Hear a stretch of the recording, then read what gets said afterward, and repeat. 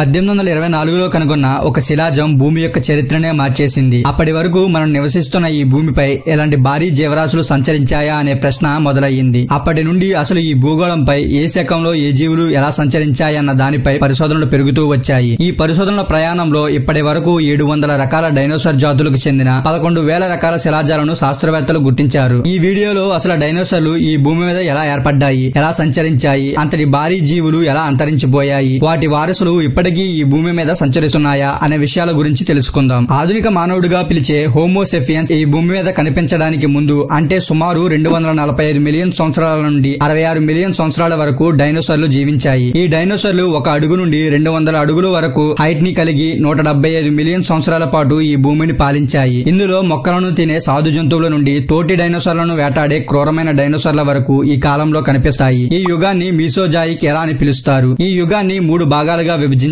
అవి Triassic, Jurassic, Cretaceous కాలాలు. ఈ మీసోజాయిక్ యుగం జరిగిన సమయంలో ఈ భూమి ఒకే ఖండంగా ఉండేది. దానిని పాంజియా అని పిలిచేవారు. ఇది ఈ యుగం చివరిలో ఈ ఖండం చిన్న చిన్న ఖండాలుగా విడిపోయింది. దీని కారణంగా వాతావరణంలో వచ్చిన మార్పుల వల్ల డైనోసార్లు పుట్టాయి. అసలు ఈ Triassic, Jurassic, Cretaceous time period లో ఏం జరిగింది, ఎలాంటి జీవులు ఈ భూమిని పాలించాయి అనే విషయాల గురించి తెలుసుకుందాం. Number 1, Triassic period. ఈ యుగం 252 మిలియన్ నుండి 200 మిలియన్ సంవత్సరాల పాటు సాగింది. ఈ కాలంలోనే భూమి పాంజియా అనే ఖండంగా ఉండేది. ఈ ఖండంలోని వివిధ ప్రాంతాలలో ఉన్న జంతువులు, మొక్కల మధ్య తేడాలు చాలా తక్కువగా ఉండేవి. ట్రయాసిక్ యుగంలో భూమిపై వాతావరణం చాలా వేడిగా ఉండేది. ఈ కారణంగా భారీ ఎడారులతో ఈ భూమి నిండిపోయింది. ఆకుపచ్చగా ఉండే అరణ్యాలు చాలా తక్కువగా కనిపించేవి. వాతావరణం చాలా పొడిగా ఉండి విపరీతమైన వేడి వాతావరణం కారణంగా రెప్టైల్స్ మొదటిసారి ఈ యుగంలో ఆవిర్భవించాయి. వాటితో పాటే మొదటిసారి ఈ భూమిపై డైనోసార్లు ఈ కాలంలోనే పరిణామం చెందాయి. సిలోఫసిస్ అనే డైనోసార్ చిన్నగా ఉన్న ఈ యుగంలో వేగంగా పరిగెత్తే మాంసాహార డైనోసార్. ఇవి చిరుతపులిలాగా వేగంగా పరిగెత్తడంతో పాటు తోటి డైనోసార్లను కూడా వేటాడేవి. ప్లేటోసారస్ అనే డైనోసార్ ఈ యుగంలో పెరిగిన అతి భారీ జంతువు. ఇది 25 నుండి 30 అడుగుల పొడవు వరకు పెరిగిన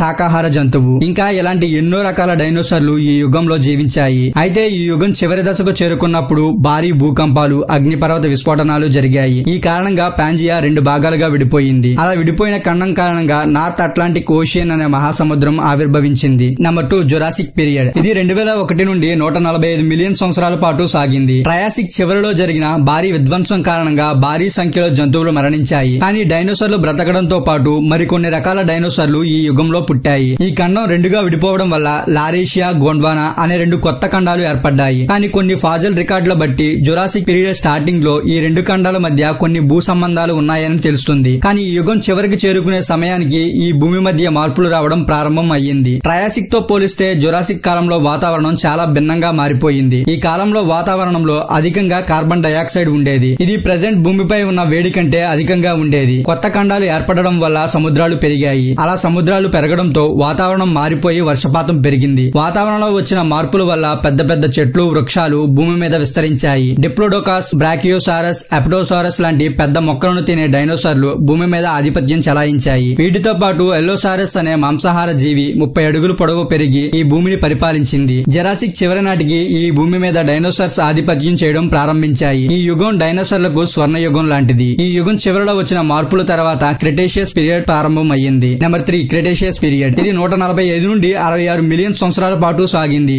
ఈ యుగంలోనే భూమి మీద ఉన్న ఖండాలు మరలా మార్పు చెంది ప్రెజెంట్ ఉన్న కాంటినెంట్ గా రూపాంతరం చెందాయి. ఇలా ఏర్పడిన కొత్త భూభాగాలలో వివిధ రకాల డైనోసార్లు పుట్టాయి. ఈ యుగంలోనే టిరాక్స్ గా చెప్పే 40 అడుగుల భారీ మాంసాహార జంతువు ఈ భూమిని పాలిస్తుంటే మోసాసారస్ అనే రాక్షసి సముద్రాన్ని పాలించింది. ఇది 60 అడుగుల పొడవుతో ఉండి భారీ సముద్రపు జీవులను ఆహారంగా తీసుకునేది. ఈ యుగం చివరిలో జరిగిన భారీ అగ్నిపర్వత విస్ఫోటనాలు, భారీ గ్రహశకలం భూమిని తాకడం వల్ల వచ్చిన మార్పుల కారణంగా డైనోసార్లు అంతరించిపోయాయి అని నమ్ముతున్నారు. పూర్తి కారణం తెలియకపోయినా శాస్త్రవేత్తలు కొన్ని సంఘటనల కారణంగా ఈ జీవులు అంతరించిపోయాయి అని నమ్ముతున్నారు. అవేమిటో ఇప్పుడు తెలుసుకుందాం. భూమిపై డైనోసార్లు 200 మిలియన్ సంవత్సరాల పాటు జీవించాయి. ప్రజెంట్ దొరుకుతున్న ఫాజిల్ ఎముకలు, పళ్ళు, అడుగుల ముద్రల ఆధారంగా ఇవి ఆ కాలంలో జీవించాయి అని నిర్ధారిస్తున్నారు. కానీ 66 మిలియన్ సంవత్సరాల క్రితం నుండి ఈ భారీ జీవులు భూమిపై జీవించాయని చెప్పే ఎలాంటి ఆధారాలు దొరకలేదు. క్రిటేషియస్ యుగం ముగిసిన తరువాత పాలియోజెన్ యుగం ప్రారంభమయ్యే సమయానికి భూమిపై సంచరించిన అన్ని డైనోసార్లు పూర్తిగా అంతరించిపోయాయి. అదే కాకుండా మోసోసార్లు, ఇచ్చియోసార్లు, ప్లీజియోసార్లు వంటి భయంకరమైన సముద్ర జీవులు, పటెరోసార్లు అనే ఆకాశంలో ఎగిరే భారీ పక్షులు కూడా పూర్తిగా నశించాయి. ఆ కాలంలో విస్తరించి ఉన్న భారీ అడవులు కూడా భూమి అంతటా దగ్ధమైన ఆధారాలు లభించాయి. అప్పుడు జరిగిన భారీ విధ్వంసం కారణంగా ఈ భూమి మీద ఉన్న మొత్తం జీవరాశిలో 3 వంతులు అంతరించిపోయి కేవలం కొన్ని పక్షులు, పురుగులు, చేపలు మాత్రమే బ్రతికాయి. ఇలాంటి పెద్ద మార్పు ఎందుకు జరిగింది? దీనిపై శాస్త్రవేత్తలు అనేక సిద్ధాంతాలు ప్రతిపాదించారు. కానీ ప్రస్తుతం 2 ప్రధాన సిద్ధాంతాలు శాస్త్రవేత్తల మధ్య చర్చకు వస్తున్నాయి. అవేమిటో ఇప్పుడు తెలుసుకుందాం. 1980లో లూయిస్ మరియు వాల్టర్ ఆల్వెరేజ్ అనే తండ్రి కొడుకులు ఒక సిద్ధాంతాన్ని ప్రతిపాదించారు. వారి అభిప్రాయం ప్రకారం 66 మిలియన్ సంవత్సరాల క్రితం భూమిపై ఒక భారీ గ్రహశకలం పడింది. ఈ సంఘటన వలన వాతావరణంలో గ్యాస్, ధూళి, దుమ్ము విపరీతంగా పెరిగిపోయి భూమి వాతావరణాన్ని పూర్తిగా మార్చేసింది. దీని కారణంగా జరిగిన వాతావరణ మార్పులు తట్టుకోలేక చాలా రకాల జంతువులు అంతరించిపోయాయి. ఈ సిద్ధాంతాన్ని బలపరిచే అతిపెద్ద ఆధారం మెక్సికోలోని యుకాటాన్ తీరం దగ్గర 93 మైళ్ల వెడల్పుతో ఉన్న భారీ క్రేటర్. దీనిని చిక్సలూప్ క్రేటర్ అని పిలుస్తారు. ఈ క్రేటర్ వయసు 66 మిలియన్ సంవత్సరాలు ఉన్నట్లు శాస్త్రవేత్తలు నిర్ధారించారు. 2016లో శాస్త్రవేత్తలు ఈ క్రేటర్ లోతైన ప్రదేశం నుండి రాళ్ల నమూనాలను తీసుకున్నారు. ఈ నమూనాల ప్రకారం ఈ ఉల్కపాతం జరిగిన తరువాత భూమి యొక్క వాతావరణం పూర్తిగా మారిపోయింది. దీని కారణంగానే ఆ కాలంలో జీవించిన డైనోసార్లు అంతరించిపోయాయి. మరికొన్ని పరిశోధనల ప్రకారం డైనోసార్లు అంతరించిపోవడానికి మరో కారణం ఉంది. గ్రహశకలం భూమిని తాకడం కాకుండా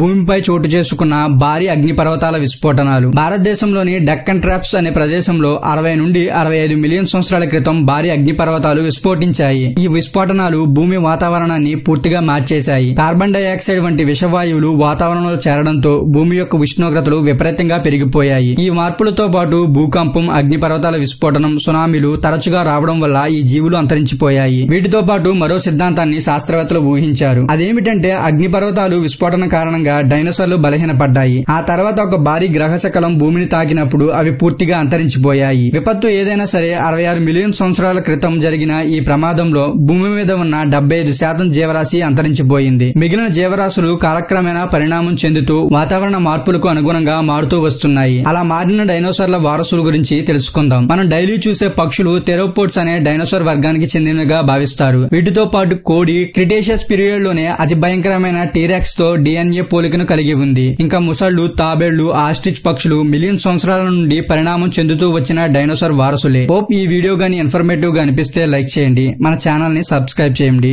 ఈ వీడియోపై మీ అభిప్రాయాన్ని కామెంట్ చేయండి.